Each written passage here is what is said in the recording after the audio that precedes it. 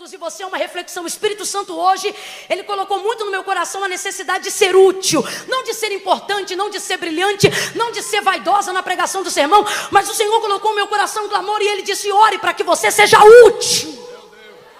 E eu quero ser útil nessa noite e quero te conduzir à seguinte reflexão. Se eu te perguntasse aqui nesta noite, se você sabe aonde vai estar daqui a 10 anos, será que alguém aqui poderia me responder? Mas deveria. Irmã Camila, o amanhã pertence a Deus. Exatamente, não é possível que você não tenha contato com Ele. Não é possível que você não fale com Ele. Não é possível que você não converse com Ele. Pelo contrário, a palavra de Deus nos dá essa garantia de que o Senhor não faz nada sem antes revelar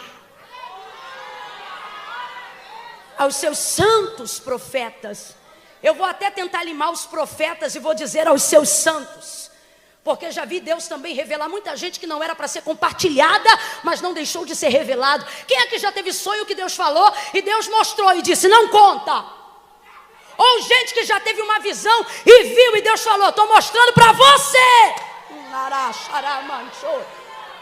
Então, quando a gente pergunta diante de uma mocidade como essa, diante de tantos jovens com sonhos, com pensamentos brilhantes, ávidos por fazer a diferença no mundo, na sua comunidade local, e a gente pergunta: aonde você se imagina daqui a 10 anos? E ele não consegue saber. Ou pergunta: aonde você sabe que estará daqui a 5 anos? Ele também não consegue predeterminar. E tem gente aqui que não consegue nem mesmo fazer planos para 2019, mas isso muda hoje, isso muda agora.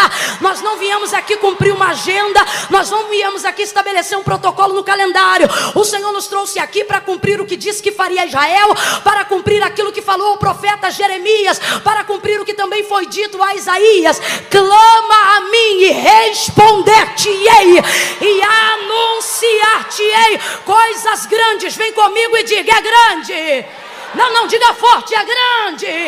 Coisas grandes e firmes. Quem tem o chão sobre os seus pés, por favor, bata no chão e diga: é firme. Quem não tem o chão sobre os seus pés, bata no colo, mas bata em alguma coisa que lhe transmita segurança e diga: é firme. É firme. A palavra de Deus é mais segura do que o chão que você caminha. A palavra de Deus é mais segura do que o chão que você pisa. A palavra de Deus é mais firme do que a sua visão. Ao meu respeito, você diz: ah, irmã Camila, Pedro andou sobre as águas. Depende da perspectiva. Se andar sobre as águas fosse comum, qualquer homem caminharia sobre elas. Pedro não andou sobre as águas, Pedro andou sobre a palavra, que lhe fez ponte para caminhar sobre as águas.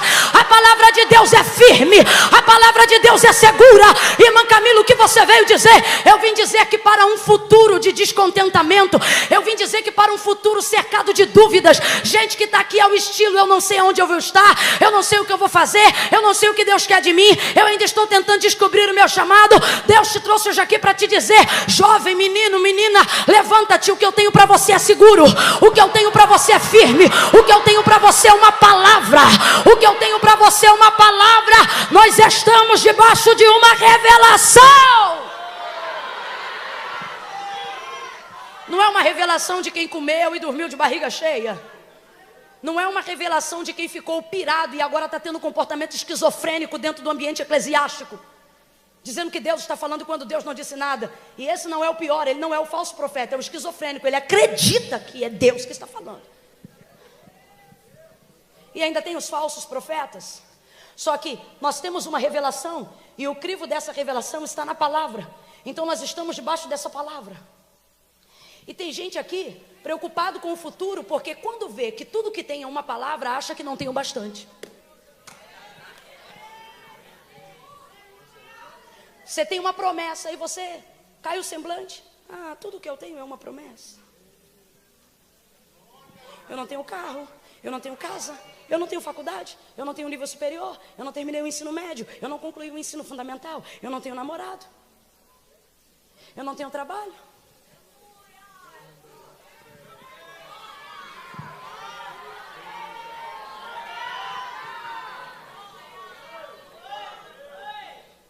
Lâmpada para os meus pés e luz para o meu caminho é a tua palavra. A palavra vai te dar um rumo que dinheiro nenhum no mundo vai te dar. Palavra vai te dar uma direção que conquista pessoal no mundo inteiro não vai te dar. Paulo vai falar sobre coisas e sobre valores. E ele diz: eu vi que tem uns que têm tudo não possuindo nada, e outros que não tendo nada possuem. Eu vivi dias em que eu me sentia mais ou menos assim. E eu pensava: rapaz, o que vai ser da minha vida? Porque eu não tenho nada. E quando eu decidi viver o ministério, eu não saberia que eu poderia viver do ministério. E isso é muito bom porque protegeu a intenção do meu coração. Haja vista então que eu não usei o ministério como cabide para desempregado, porque eu não sabia que era possível viver do. Mas eu estava tão tomada pelo fogo da chamada de Deus que eu não sabia se daria para viver do ou não. Eu queria viver o ministério. Então larguei uma empresa multinacional, aonde estava e está até hoje no top dos 15 do ranking de tecnologia dentro do Brasil, para poder viver a chamada de Deus na minha vida. Nessa época eu pegava 3 conduções, ônibus, metrô e trem, e parava na Central do Brasil, do Rio de Janeiro. E quantas vezes, parada na plataforma, eu via a minha roupa, desde muitas vezes o meu sapato até a xuxinha do meu cabelo, e vez ou outra eu refletia, eu dizia: rapaz, nada do que eu estou usando é meu, nada. Nada do que eu estou usando foi comprado por mim ou foi adquirido por mim, nada. E por vezes, quando eu pensava em pensar, eu não tenho nada, vinham os cultos de quarta-feira, vinham os cultos do sábado de manhã, vinham as vigílias, vinham as orações no quarto, vinham os períodos de propósito, as entregas de jejum. E aí eu me lembrava da palavra, e Deus usava a gente para entregar a palavra, Deus falava a palavra, mas não importava o tanto que Deus usasse alguém do lado de fora, tudo isto dependia de uma confirmação do lado de dentro. A maior voz de Deus quando se manifesta, não é a que você ouve no timbre da minha voz pregando do lado de fora, é aquela voz que vem de dentro, e você pensa: será que veio de fora? E daqui a pouco você diz: não, veio de dentro. E no meu coração, eu pegava o controle remoto, pregava o controle remoto. Quando era final de semana e eu estava em casa, e eu pegava o controle remoto, e eu tinha que arrumar toda a casa, eu já estava ali casada, então eu levantava, assistia meus primeiros 3 desenhos de manhã, Liga da Justiça, Tom e Jerry, rotina de meu pai, tomava meu café, desligava tudo, ia fazer comida, ia arrumar casa. E quem disse que eu conseguia arrumar casa? Porque eu pegava o controle, soltava o som, e Lauriette cantava e eu pregava, Damares cantava e eu pregava, e eu sozinha, e eu vou falar assim, eu vou fazer assim, eu vou chamar o povo na frente, e eu me arrepiava sozinha com a minha própria mensagem, e dava glória de mim mesma, e pá, e eu dizia: vai ser assim. Aí vez ou outra eu estava lavando louça quando alguém chegava, que eu ouvia a corrente do portão abrindo, eu saía correndo, meu Deus, vão pensar que eu sou maluca, eu botava tudo no lugar e voltava a arrumar a casa de novo. Porque eu dizia: rapaz, o que eu estou vendo aqui é tão louco, tão louco, tão louco, que eu não tenho condição de contar isso para ninguém, não. Ninguém vai acreditar nisso. Mas eu dizia: Deus, eu acredito, mas eu acredito tanto. Vez ou outra alguém dizia para mim, ou diz até hoje: mas Camila, como é que começou a sua chamada? Como foi que aconteceu? Como é que o pessoal diz? O pessoal diz assim: quando é que você foi escolhido? E eu sei que eu fui escolhida, João 15 fala isso, não foste vós que escolheste a mim, mas eu que escolhi a vós. Mas dentro do formato mais grosseiro, dentro dessa pergunta, não consigo responder quando isso aconteceu. Por quê? Porque na verdade eu não sei se eu fui chamado ou se eu obriguei a Deus. Em que sentido isso, irmãos? Eu acredito no selo de Deus, na eleição soberana de Deus, mas muitas vezes no sábado de manhã, quando a consagração acabava, eu ficava no altar, meu irmão, gritando igual louco, até porque era eu que limpava a igreja mesmo com a minha mãe. Então eu ficava no altar e eu batia no altar e eu babava, e meu, coisa insana. Quem visse tomava um susto, um assombro, e ninguém entendia porque eu falava em língua, era mistério. Eu não queria que ninguém soubesse, então eu estabeleci uma comunicação de língua na boca e de tradução na mente. Então na boca eu falava em línguas para ninguém saber o que eu estava falando, mas na mente a oração estava revelada, e na mente eu dizia: Deus, eu creio, Deus, eu acredito, Deus, eu vejo, Deus me escolhe, Deus, eu quero, Deus, eu vou te honrar, Deus, eu vou fazer contigo uma aliança, Deus, eu não vou tocar na tua glória, Deus, e falava, e babava e chorava, e quanto menos presença de Deus eu sentia, mais eu babava.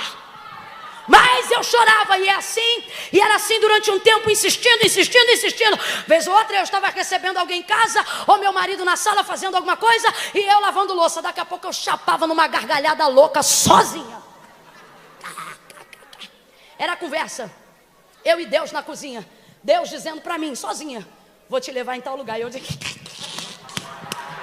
Aí eu dizia assim, quando o Senhor fizer isso, fulano vai... Ria. Aí ele dizia, eu não vou fazer só isso não, eu vou fazer assim também. Eu ria, pastor Romeu. Ria. Aí meu marido dizia, que isso, mulher? Eu dizia, tu não vai entender nada.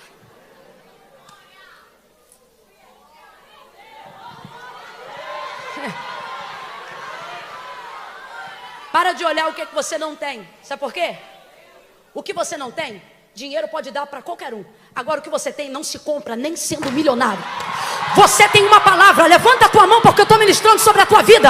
Você tem uma palavra e está debaixo dessa palavra. Pega na mão de alguém aí agora. Pega na mão dessa pessoa aí agora. Diga, se você tem uma promessa, já tem mais do que merece. Se você tem uma promessa, você tem tudo. Fiel é o que prometeu. Se você tem uma promessa, você tem o bastante. Se você tem uma promessa, você tem uma garantia. Se você tem uma promessa, você tem uma revelação. Fiel é o que prometeu. Essa palavra é firme.